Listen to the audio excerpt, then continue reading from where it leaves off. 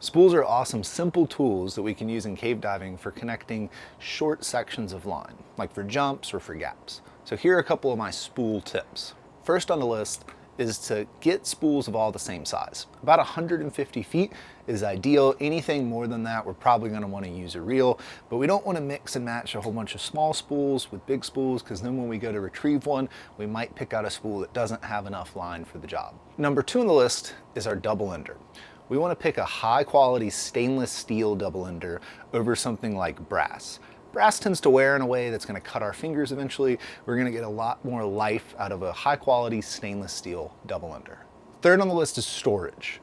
Now, spools really belong in pockets. We don't want to have a bunch of stuff clipped off to our butt where it's banging around an entanglement hazard, and thigh pockets are an easy, efficient way to store equipment.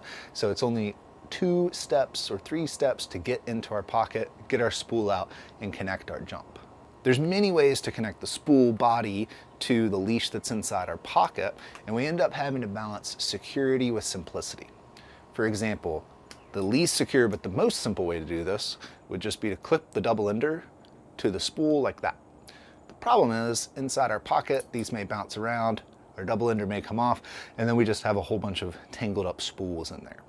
So while it's very simple, it's not very secure. As we move up, we encounter a couple of different styles of wraps that are definitely more secure, but get us away from simplicity.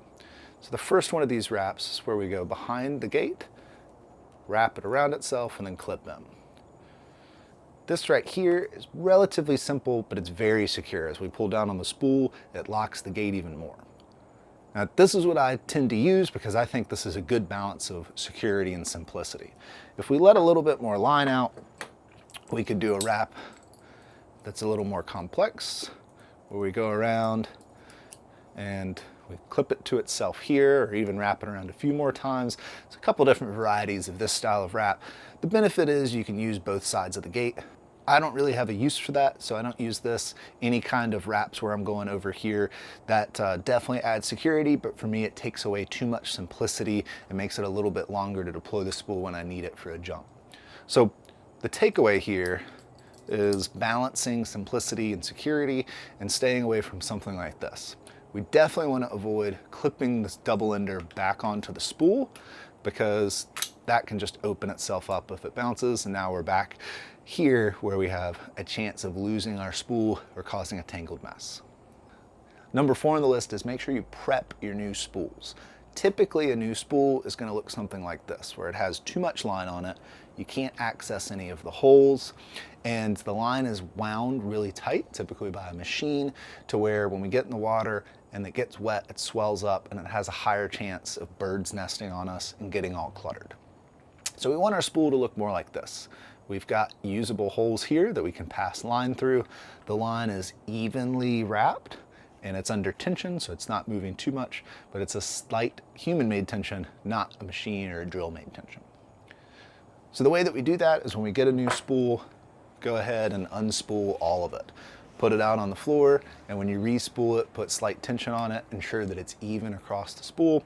And when you get to the end, cut a couple of feet off, so that way you have access to the holes, just like this guy. After you cut your line off, you'll want to add 2 loops to the spool. One big loop that's big enough to pass the spool through, and one small loop that we use as a little handle to pull this line off of another line. There are other loops that you can add, especially if you're in cold water diving, but this is the minimum number of loops, the big loop and the small loop. These are really simple knots. Just make sure that you cut your tails and burn them so they don't fray like this one's doing. Some people will put shrink wrap over top of these knots, which definitely looks cooler. The problem with shrink wrap is that if you use the spool a lot, it's going to come off and then you're just making cave litter. So I tend to keep things simple and just leave these knots. There's other fancy things that you can have with spools. You can have swivels, you can have little innards that spin. All of those things make a spool less of a spool, which is a really simple line laying device. So I tend to avoid them. Simple spools like this with our 2-knot system and a high quality stainless steel double ender is all that I need. As you're selecting your spools, remember, stick to a homogeneous size, get a high quality stainless steel double ender, store them in your pockets, preferably your thigh pockets. Remember to prep new spools, unwind and rewind the line so the tension's correct, and remove some lines so you have access to the holes on the side. After you've prepped your spool, make sure you set it up so it's useful with our big loop and our little loop, making it easy to tie into things. Hopefully that helps with your purchasing decisions for spools. Thank you for watching.